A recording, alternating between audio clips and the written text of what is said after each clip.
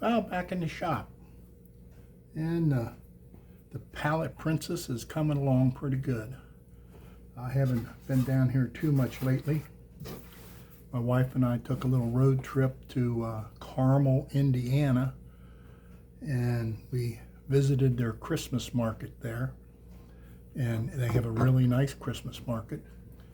My wife and I have been to Germany a couple times to visit their Christmas markets, and it's pretty close to what they have in Germany. I can tell you, the one in Carmel, Indiana, yesterday was cold. I couldn't believe how cold it was. But it's set up pretty much like they are in Germany, and they had a lot of the same food items. That's what I go for, the food. I don't care about the ornaments and all that junk, but they got all that kind of stuff. But anyway, that's where we were, and we stayed overnight and then drove home today. And it's supposed to snow like crazy in Indiana and Kentucky, so I'm glad we're home now. But on the last video, I was talking about the books I used to make violins and that when I got started in that, and about how you can make some of the tools and buy some of the tools and all that. And when I first started, I didn't have an iron to bend my ribs and stuff. I made some molds, and basically I could stick the rib in there after I boiled the rib in water. I know that sounds crazy, but that's what I did to soften them up. And then I put them in this mold, clamped the mold, and when it dried, the rib was the shape I needed, and I could attach it to the form. So, you know, I had the upper bout, the lower bout, and the C bout. And that worked pretty good, but it wasn't really great. Then I decided to up my game a little bit, and I bought a heat gun, and I made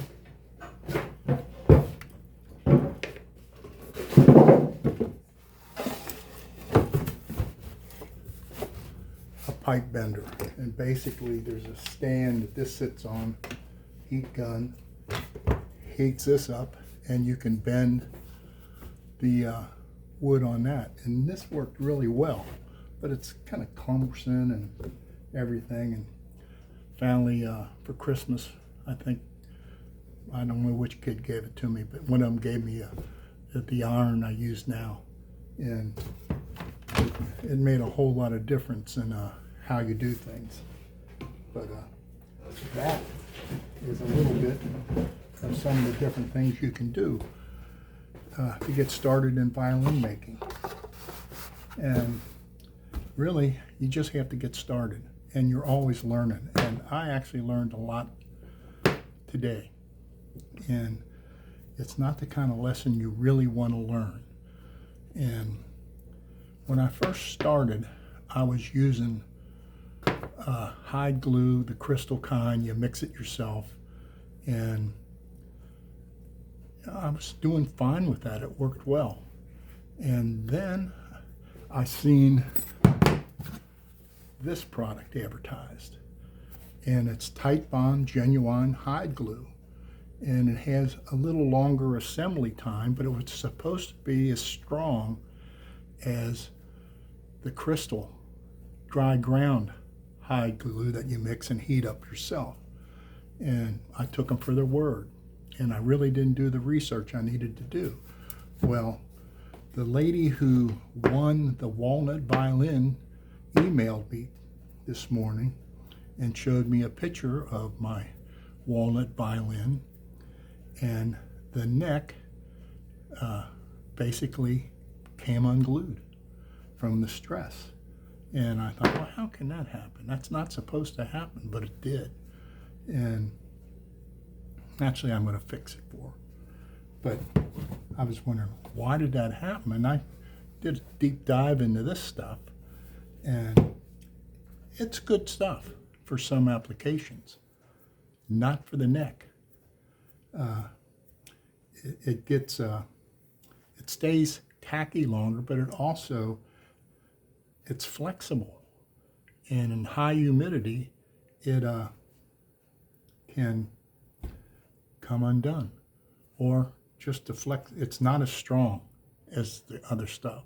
So from now on, I'm going to use 315 grade, I think they call it, crystal hide glue that I mix myself.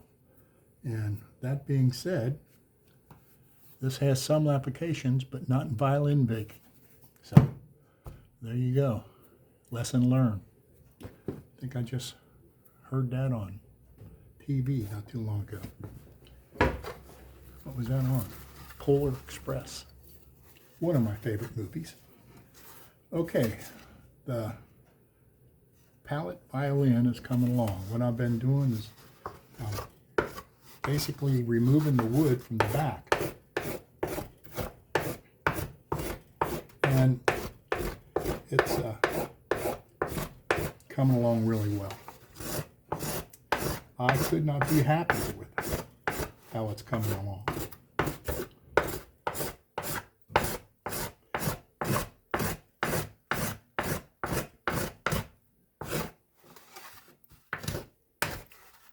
I'm just about to the point where I have to clean up the inside real well and like get rid of all these divots and that. And then I'll get my caliper out and start marking the thicknesses around the edge. You know, I have to take more off and start knocking it down to the thicknesses that I want for this violin. And I'll probably do most of that tonight. So that's where we stand right now. And I'll see you guys next time. It'll probably be time to cut the F-holes, which I marked already on the front. And I'm happy the positioning of them and everything is looks good. So that's all I got now, and talk to you later.